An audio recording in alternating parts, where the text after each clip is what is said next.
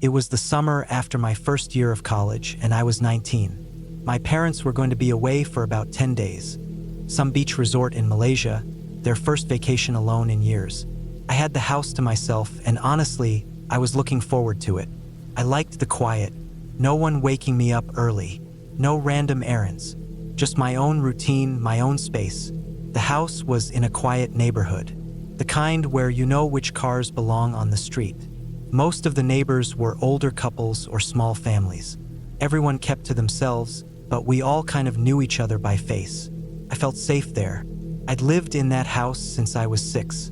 Nothing had ever happened, not even a petty theft or break-in. The first few days went by normally. I slept late, made lazy breakfasts, watched TV, stayed in my pajamas half the day. At night, I'd stay up on my phone or laptop until 2 or 3 a.m. scrolling, reading random Reddit threads, watching YouTube videos. Nothing felt off. I didn't even think twice about locking the doors. It was just a habit by now. Deadbolt on the front, latch on the back sliding door. Windows locked, porch light on. It was on the 5th night, around 4 a.m., when it happened. I was in bed, not asleep yet, just lying there in the dark, phone in my hand, lights off. The room was quiet except for the hum of the ceiling fan. I wasn't wearing headphones, so I heard it clear. Knock, knock, knock, knock. Not loud, not soft, for even steady knocks. Then silence. I froze. Took me a second to even process what I just heard. It wasn't the wind. It wasn't the house settling. It wasn't a car backfiring or someone closing a gate. It was unmistakably a knock. On the front door. I didn't move. I just listened.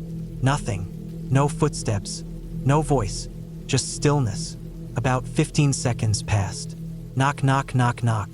Same rhythm. Same number. Just louder this time. I sat up slowly, quietly. My phone screen lit the room a little. I swiped to silence the screen and got out of bed without making a sound. I didn't turn on any lights. I moved down the hallway slowly, bare feet on the floorboards. I knew which spots creaked, so I avoided them. I was holding my breath. When I got to the corner near the front door, I stopped. I peeked into the living room. It was pitch dark except for the orange glow from the porch light coming through the curtain edges. I moved to the side window, lifted one corner of the curtain just enough to see outside. Nothing. The porch was empty. The street was dead quiet. Not a single car. No movement. No shadows. Just the empty sidewalk and some trees swaying slightly in the breeze. I waited there for what felt like forever. No more knocks. No sound at all. I stayed crouched by the window for a full 5 minutes, just watching. Eventually, I backed away and sat down on the floor near the couch. I didn't go back to my room. I didn't even turn on a light. I just sat there, in the dark, trying to think. Maybe it was someone at the wrong house. Maybe a drunk guy. But why knock 4 times? Twice? And no doorbell? And no car? I stayed there until the sun started to rise. When the light outside turned blue-gray, I finally stood up, turned on the living room light, and checked the front door again. The deadbolt was still locked. I looked through the peephole. Still nothing. I opened the curtain on the side window to get a better look. And that's when I saw them. Wet footprints. Bare feet. Clear as day. One set, leading from the edge of the porch straight to the front door. They weren't puddles, just faint wet prints. Like someone had been walking in dew-soaked grass or through wet pavement and hadn't bothered drying their feet. They stopped right in front of the door. No smears. No dragging. Just 4 or 5 distinct prints, oddly spaced. The left foot looked slightly angled and the right foot was a bit behind, as if whoever it was had been standing there for a while. Or maybe limping. The spacing felt unnatural. The strangest part? There were no footprints leading away from the door. Just those few prints walking to it. Then nothing. I opened the door slowly and looked around. The air was cool and fresh. Everything was quiet. The prints were already starting to fade in the morning sun. I stepped out onto the porch, checked the lawn, the driveway. Nothing out of place. No litter, no shoe, no tire marks, no wet trail continuing onto the pavement. Just those footprints, like someone had appeared, knocked, then vanished. I walked down the sidewalk. looked around the hedges. Nothing. No one. Not even a dog or bird. I went back inside and locked the door again. I didn't tell anyone. I didn't call the police because what would I say? Someone knocked and left wet footprints? There was no damage, no break-in. It would sound stupid, but for the rest of the week, I was on edge. I double-checked every lock every night. I left the porch light on and even slept with a knife under my pillow, which felt ridiculous but gave me some peace of mind. I checked the cameras too, except we didn't have any. My parents had talked about getting a Ring doorbell camera for months but never followed through. Typical. Nothing happened after that night. No more knocks. No signs of anyone. My parents came back 4 days later, and I didn't mention it. I didn't want to scare them or get into some paranoid debate. But that image, those footprints, wet and bare, perfectly spaced and then gone. It stuck with me. About a month later, I brought it up to one of our neighbors, an old guy who lived across the street and liked to sit out on his porch early in the mornings. I asked him casually if he'd noticed anything weird a few weeks ago. He said no, but then he added something that made my stomach twist. He said sometimes, around 3 or 4 a.m., he'd hear light footsteps on the pavement outside. Not every night, just now and then. Said he thought it was maybe someone walking home from a party or one of those joggers who run at odd hours. But then he paused and said, "Come to think of it, I never actually see anyone, just the sound. That was it. No more details." He didn't seem too bothered, but I was. I never found out who it was. I don't know if it was someone random or if they were trying to see which houses responded to a knock. Maybe they were looking for houses that seemed empty, or maybe it was some kind of test to see if someone would answer or if the place was unguarded. The thing that bothers me the most isn't the knock itself or even the footprints. It's the fact that whoever it was, they didn't try again. They didn't try to get in. They didn't break a window or mess with a lock. They just knocked, for times, twice, then left. Or maybe they didn't. Maybe they waited somewhere, watched the house, saw me at the window, saw me freeze up and say nothing. Maybe they realized someone was inside. Maybe that was enough to make them walk away. Or maybe that night it wasn't about getting inside. Maybe it was about sending a message, letting me know that even locked doors and quiet streets don't mean no one's out there. To this day, I still check the peephole if I hear anything, even if it's just wind. I never ignore a knock, and I never leave the porch light off. And I still don't know who it was, or why they came, but I know they were real, and they were standing on my porch at 4 in the morning, watching, waiting, and they were barefoot.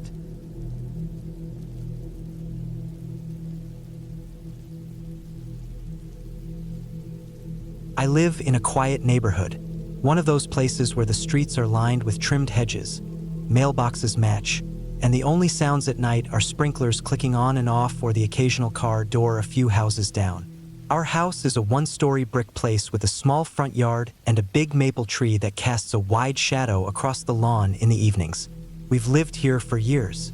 Nothing weird ever happens. It's a middle-class area, older homes, families, retirees. Safe. The kind of place where you forget to lock your car sometimes and nothing ever comes of it. That weekend, my parents had gone to visit some relatives a few towns over. They were staying the night and I had the house to myself. I was 17, not a kid, but not totally used to being alone overnight either. Still, I was looking forward to it. I ordered a pizza, played some video games, then watched TV until I passed out on the couch with a blanket and the lights still on. I remember the room being quiet. It was around 3 a.m. when something flickering snapped me out of my sleep. At first I thought it was the TV, maybe a scene switching to something bright, but the screen was black. It had timed out. I sat up groggy and confused, blinking toward the window across the room. There was a flashing red light outside, faint but clear. It wasn't moving, just blinking, steady. I got up slowly and went to the front window, staying just out of direct view behind the curtain. I pulled it back a couple inches. Across the street, on the sidewalk, stood a man. I couldn't see his face clearly, it was too dark, but I could make out the silhouette of him standing completely still. He was holding something up in front of his chest. It had a red blinking light on it. At first I thought maybe it was a phone or a camera. He wasn't looking down at it. He was facing straight at my house, not at the street or turning his head, just fixed, like he was waiting, like he was watching. My heart started pounding. I watched for a while, trying to convince myself it was nothing. Maybe he was just walking his dog and stopped to check his phone or something. But there was no dog. He didn't move. Not for the full 5 minutes I stood there barely breathing. Just stood there, facing my house, that blinking light pulsing in the dark. I backed away slowly, keeping low so I wouldn't be seen through the window. I went into the kitchen and locked the back door, then checked all the windows. I didn't turn any lights on. I didn't want him to see any movement inside. I waited in the hallway, away from the windows, staring at my phone, debating whether or not to call someone. I didn't. Something about it felt weird to explain. I told myself maybe he was just passing by and stopped for a second, that maybe I was overreacting. When I finally went back to check out the window again about 10 minutes later, he was gone. No cars had come or gone. He didn't knock. He didn't come up the driveway, just disappeared. I didn't sleep much after that. I stayed in my room with the door locked and the lights off, phone in hand, listening for any noise from outside. The rest of the night was quiet. At some point, I dozed off for an hour or two, but I kept waking up, checking the time, checking my phone. The next morning, sunlight made everything feel less creepy, but that feeling hadn't really gone away. I tried to shake it off while brushing my teeth, telling myself it was probably just some random guy walking through and I happened to catch a weird moment. But something kept bugging me about it. The way he stood so still, that red light, the fact that he didn't move for so long. We have a doorbell camera, one of those motion-activated ones that records short clips when someone approaches the front steps. I opened the app and started scrolling through the night's footage. Most of it was nothing, cars driving past earlier in the evening, me opening the door for the pizza delivery guy, bugs triggering the motion sensor. But then I found a clip from around midnight. It showed a man walking slowly up our driveway, not all the way to the door. He never got close enough to ring the bell or even set off the porch light. He stopped just at the edge of the garage and turned toward the living room window, the same window I'd later wake up near on the couch. He didn't do anything, just stood there, hands in his pockets, no package, no phone visible, just standing and watching. After maybe 15 seconds, he turned and walked away. No rush, no hesitation. I watched that clip over and over. I checked the time again, midnight. That meant he had been back a second time at 3 a.m., just standing across the street, or he never left the area at all. I saved the video and emailed it to myself just in case. Then I sent it to the local police department's non-emergency line with a short note explaining what happened. I didn't expect them to really do anything, but I figured it was worth reporting. They got back to me a couple of days later and said they couldn't identify the man. He didn't do anything illegal. He didn't trespass or try to break in. There wasn't enough to go on. No car visible in the footage. His face was partially covered by a hood and the shadows. Nothing ever came of it. For the next few weeks, I kept checking the camera every night before bed. I started locking every door and window obsessively, even during the day. I stopped falling asleep on the couch. I couldn't relax in the living room at night at all. That corner of the window, the spot he stared at, it made my skin crawl. We never saw him again, but I started noticing little things I hadn't paid attention to before, like how the porch light bulbs kept burning out faster than they should, or how I'd sometimes hear footsteps outside late at night, soft and slow, but never caught anyone when I looked. I don't know who he was. I don't know why he was watching our house. I don't know if he was casing the place, or if it was something even more personal, something I'll never understand. But I do know I wasn't dreaming it, and I know how it felt, that deep, gut-level instinct that something was wrong. That night changed the way I feel about being alone in this house. I used to feel safe here. Now, every time I walk past the living room window after dark, I check the street, just in case he comes back.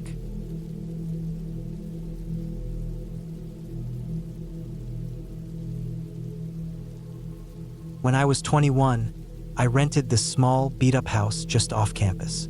It was cheap, and that was all I could afford. It had peeling paint on the walls, a sagging porch out front, and old windows that rattled in the wind even when they were shut.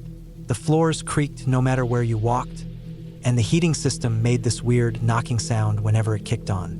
But it was mine and it was quiet. I liked having a place to myself after living in dorms with noisy people and constant chaos. It was maybe a 10-minute bike ride from the university, tucked between other old rental homes mostly filled with students or older folks who kept to themselves. The inside of the house was just as old. The kitchen had those yellowing white cabinets, the kind with metal handles that had probably been there since the 70s. The fridge made a humming sound that never stopped. The bathroom smelled faintly of mildew no matter how much I scrubbed, and the tiles on the floor had hairline cracks in them. My bedroom was small, just enough space for a bed, a desk, and a lamp.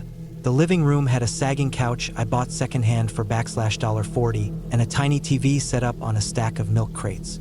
I didn't care that it wasn't much. I was proud of having a place on my own. It felt like a step toward adulthood. The part one didn't like was the basement. It was unfinished, dusty, and always cold no matter the weather. The only reason I ever went down there was to reset the breaker when the lights flickered out during storms, which happened more often than I expected. There was one pull chain light in the middle of the room, and it cast these long, weird shadows across the bare concrete floor. The window down there was half buried in the yard outside and barely wide enough for a person to squeeze through. Still, I kept it locked. At least, I always thought I did. It was a Thursday night. I remember because I had a midterm the next day, and I decided to stay in and cram for it. I sat at the kitchen table with my laptop and notes spread out, flipping through flashcards, barely keeping my eyes open. Around midnight, I got up to grab a glass of water. I wasn't even thinking about anything, just tired and ready for bed. That's when I noticed it. The door to the basement was closed, like always, but through the narrow gap under it, I saw light, a soft yellow glow. The basement light was on. I froze. My first thought was maybe I had left it on. Maybe the last time I went down there I just forgot to turn it off. But that had been almost a week ago. I would have noticed it sooner. I stood there for a long minute, just staring at the door. I didn't hear anything. No movement, no voices, nothing. Just the low hum of the fridge behind me and the occasional creak of the house settling. I didn't want to open that door. Not alone. My phone was charging in the living room. I walked over slowly, every step on the wooden floor sounding too loud. I kept glancing back at the basement door, half expecting it to open on its own. I picked up my phone and called my friend Nate. He lived a few blocks away, and I told him I needed him to come over. I didn't explain much, just said I thought something was off and that I didn't want to check it out by myself. He said he'd be there in 10 minutes. While I waited, I went back into the kitchen and opened the drawer next to the sink. I grabbed the biggest knife I had. My hands were sweating, and I kept wiping them on my shirt. I sat on the couch, facing the kitchen, just holding the knife and trying to stay calm. Every creak made me flinch. I kept imagining someone standing just behind that basement door, holding their breath, waiting. Nate knocked on the door, and I jumped so hard I nearly dropped the knife. I let him in and locked the door behind him. We didn't say much, just nodded at each other and walked toward the basement. He went first, pushing the door open slowly. The wooden stairs creaked loudly with each step. The basement looked exactly like it always did. Concrete walls, a few boxes, cobwebs in the corners. The light was on, swinging slightly like someone had brushed against it. Then I saw the window. It was cracked open just a few inches, and on the floor near it were muddy footprints. Not just one or two, a whole trail. But what made my stomach drop was the direction they were facing. They didn't come from the stairs and go out the window. They came from the window, and they stopped at the bottom of the stairs. The footprints didn't go back. Nate and I stood there, staring at them, neither of us saying anything. The prints were fresh, still wet. Whoever had come through that window hadn't gone back out. They had either hidden somewhere in that basement or come upstairs. But we had checked the house when Nate got in. All the rooms, closets, even under the bed. Nothing. We never heard anyone moving. No sound of footsteps. No doors opening or closing. It was like whoever came in had just disappeared. We searched the basement top to bottom. There wasn't much to look through. Just a few cardboard boxes of old stuff the landlord probably left behind. Some paint cans, a rusty bike, a broken fan. Nothing that could hide a person. We checked the crawl space under the stairs too. Empty. After about 20 minutes, we went back upstairs. I locked every window and every door. I even pushed a chair under the front door handle. Nate stayed the night on the couch. Neither of us slept much. Every little noise made us sit up, listening. But nothing happened. No more lights turned on, no more sounds. Just silence. The next morning, I called a locksmith. Got all the locks changed, doors, windows, even that basement one. I also put a thick bar across it and kept it shut from then on. I bought a motion sensor light for the backyard and a door stopper with an alarm. I didn't care if it seemed paranoid. I never found out who it was. Maybe it was just a drifter, someone looking for an empty place to crash or rob. Maybe they got spooked when I turned on a light upstairs or made some noise. But what gets to me is that trail of muddy prints. It means they stood there, at the base of the stairs, listening, watching, maybe waiting for the right moment to come up. I moved out as soon as the lease ended. Never spent another night there alone. Even now, years later, I still double-check every door and window before bed. Every time I hear a creak in the house, part of me remembers that night and wonders if someone might be standing just out of sight, listening.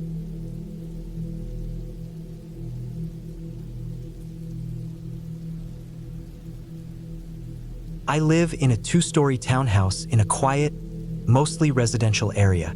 It's one of those modern units, all gray siding and clean lines, sandwiched between 2 nearly identical ones. I moved in about 8 months ago after finally landing a decent job that paid enough for me to live on my own. It felt like a fresh start, my first real adult space. I was proud of it. I furnished it myself, kept it tidy, and for the most part, I liked the quiet. I liked coming home to my own space, locking the door behind me, and knowing it was just me. My front door has one of those smart locks with a keypad. It doesn't use a key unless the battery dies. You just enter a 6-digit code, and it unlocks. I chose a code that was easy for me to remember but not super obvious. I only ever shared it with 2 people, my mom in case of emergencies, and one close friend who used to dog sit for me on weekends I had to travel. It was a Friday night when it happened. I hadn't gone out. I didn't feel like it. I was lying on my couch with my legs under a blanket, scrolling through my phone, mindlessly watching videos with the volume low. The only light on was the floor lamp in the corner behind the couch, giving the room a warm glow. I remember the time because I had just looked at the clock on my phone. It was 11:38 p.m. Then I heard the keypad. 3 quick beeps. The kind it makes when someone starts entering a code. I sat up instantly. My heart jumped, just a little at first. I thought maybe it was just a glitch or a delayed signal from earlier in the day. Sometimes smart locks have hiccups. Then it beeped again. 3 more beeps. Someone was trying to unlock my door. I live alone. No one else should be punching numbers into that keypad. I hadn't told anyone to come over. I hadn't ordered anything. My dog passed away a year ago, and I hadn't needed a dog sitter since. I turned off the lamp behind me as quietly as I could. The remote made a soft click. I sat completely still in the dark for a few seconds, letting my eyes adjust. My phone screen was still lit, so I quickly locked it and set it face down on the cushion next to me. The keypad beeped again. Not frantic, not fast, just a slow, steady set of tones. Someone was calmly entering random codes, like they had all the time in the world. I got off the couch, keeping my steps soft. I moved toward the front hallway, careful not to let the floorboards creak too much under my weight. My townhouse isn't huge, just an open living room, kitchen, and a hallway on the first floor that leads to the stairs and the front door. There's a little window above the door, but it doesn't give a great view. Instead, I slowly leaned toward the peephole. There was a man standing right outside. He was wearing a hoodie with the hood up, his back to me, leaning slightly over the keypad. He had gloves on, black ones. His body language wasn't anxious or jumpy. He wasn't looking around. He was just calmly trying codes. I felt a cold wave roll down my back. I felt nervous before, walking alone at night, that kind of thing, but this was different. This was fear. Real fear. I could feel it settle in my chest like a weight. I backed away from the door slowly, then turned and walked to the kitchen where I had left my phone. I didn't want to call from right behind the door in case he heard me. I crouched by the kitchen island and unlocked my phone, doing my best to keep my breathing quiet. I dialed 911. I kept my voice low and steady, told them what was happening, gave them my address. The dispatcher said they were sending someone right away and told me to stay on the line, stay inside, stay safe. I crept back toward the hallway, keeping my body low, trying to stay out of sight of any windows. I didn't look out the peephole again. I didn't want to risk him noticing any movement. The keypad beeped again, and again. Then it stopped. I waited. Felt like forever. Probably only a minute or two passed, but it felt like an hour. Then, finally, I heard footsteps moving away. Just 2 or 3 slow steps, like he was walking off the porch. I still didn't move. I just stood there, frozen, listening. Then I saw red and blue lights flash through the front window. A patrol car pulled up in front of the townhouse. I let out a breath I didn't realize I'd been holding. I waited another moment, then slowly cracked the door and stepped outside. The man was gone. The cop walked up to the porch, asked if I was the one who called. I nodded. He had already scanned the area and told me there was no one around. They checked the nearby sidewalks, looked behind my townhouse and the ones on either side, but whoever it was had vanished. No cars idling on the street. No footprints, nothing. I told the officer what I saw, how the guy just kept entering codes, how he seemed calm, like he wasn't in a rush. The officer nodded, said sometimes people try random codes, but I mentioned something that made him pause. The first 2 digits the man entered were right. I saw it with my own eyes. The keypad lights up slightly when someone punches the numbers. And the first 2 digits he entered were the same 2 that start my code. He wasn't just randomly typing. He had a partial idea. Maybe he knew me. Maybe he'd seen me enter it before. Or maybe someone I knew had told him. Someone I trusted enough to share the code with. I barely slept that night. I left all the lights on downstairs, kept my phone in my hand under the blanket in bed, and every small noise made my chest tighten. My mind kept replaying the beeps, the way he stood there like it was a game to him. Calm, silent, methodical. The next morning, I changed the lock completely, not just the code. I went to a hardware store as soon as it opened and bought a whole new smart lock. Installed it myself. I didn't want to risk anything being left behind, no digital trace of the old lock. I deleted the app tied to the old one and reset everything. I didn't tell anyone the new code, not even my mom. I also installed a camera above the front door, one with motion alerts, something I probably should have done earlier. I haven't had any issues since. No more strange attempts, no more sounds at night, but I still think about it every time I hear the faint beeps of the keypad as I come home. I always look over my shoulder when I unlock the door. I always double-check that the deadbolt is on before I go to bed, and I haven't shared the code with anyone since.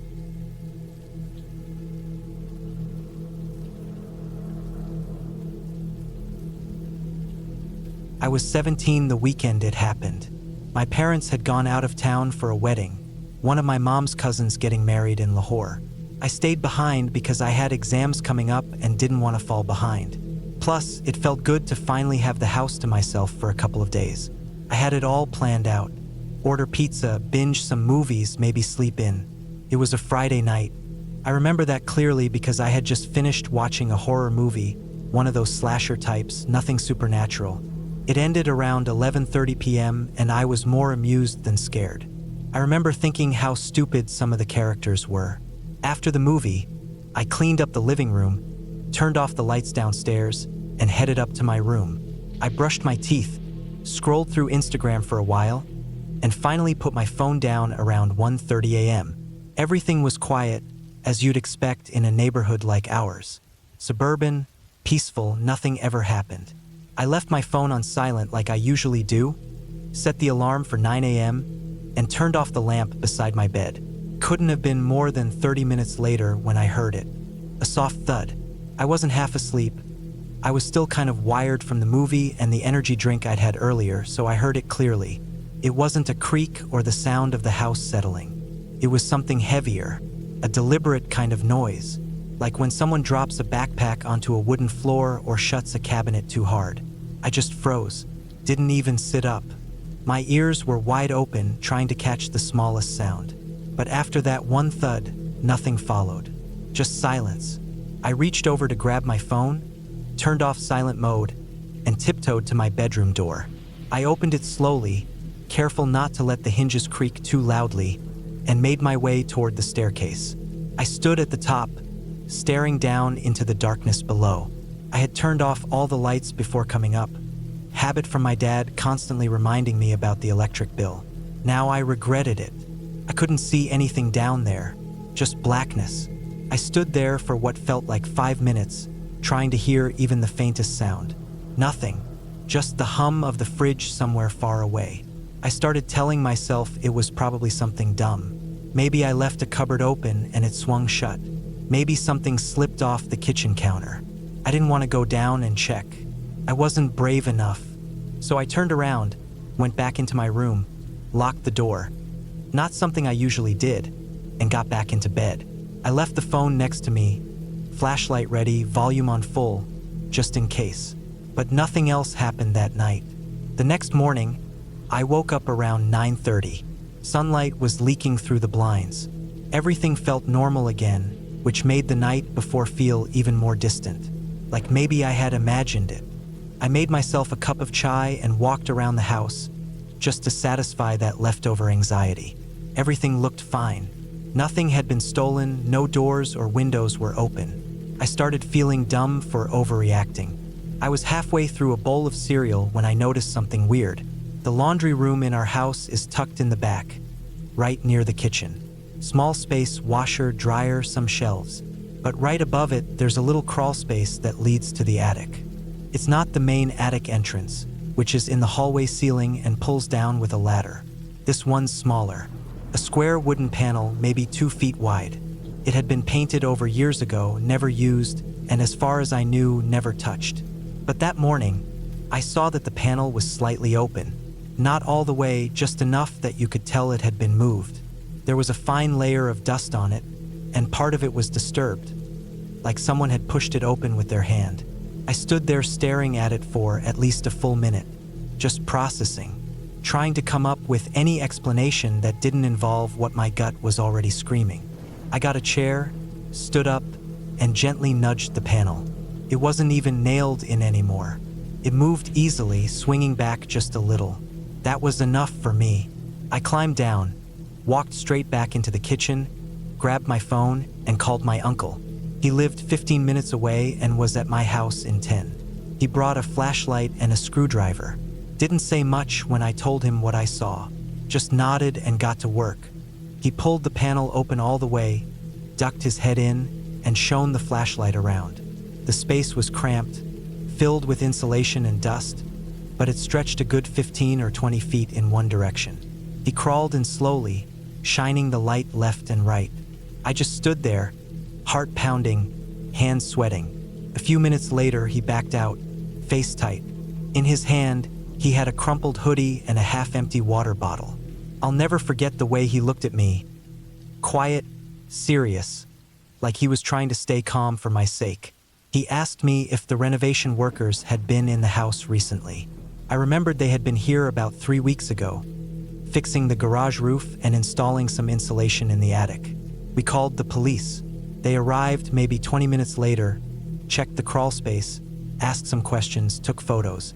One of the officers said it was likely a squatter, someone who had slipped into the house while the workers were coming and going, probably during a time when the back door was left unlocked.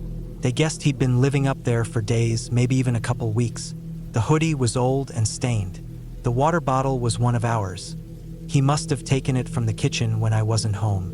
There was also a candy wrapper and a small flashlight hidden in the insulation. No clothes, no phone, no ID, nothing else. Whoever it was, he had probably left the night before, maybe when he realized I was awake. That thud I heard could have been him jumping down or knocking something over as he made his way out. The cops didn't find any forced entry points. They said he might have been sneaking in and out at night through the garage or the backyard door. That thought hit me harder than anything. He had probably been moving around when I was asleep, eating our food, using our things, maybe even listening to me walk around, watching me. The crawl space wasn't even locked. It had just been painted shut years ago. Anyone determined enough could pry it open easily, and I had been completely unaware. My parents came back the next day. They were horrified. My dad changed every single lock. We installed cameras inside and outside, got motion sensors, even put a proper latch on the attic panel. For weeks after, I couldn't sleep without keeping a light on. Every creak in the house made my skin crawl.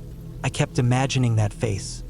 Whoever he was, watching from the shadows, waiting for me to fall asleep again. Eventually, things went back to normal, sort of. But I still find myself double-checking every door and window before bed. Still pause sometimes at night, just listening. I never found out who he was. The cops didn't catch anyone. No prints, no sightings. Just gone. But what scares me more than anything is how easily it happened.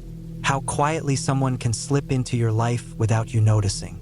No ghost, no demon. Just a real person, flesh and blood, living right above your head.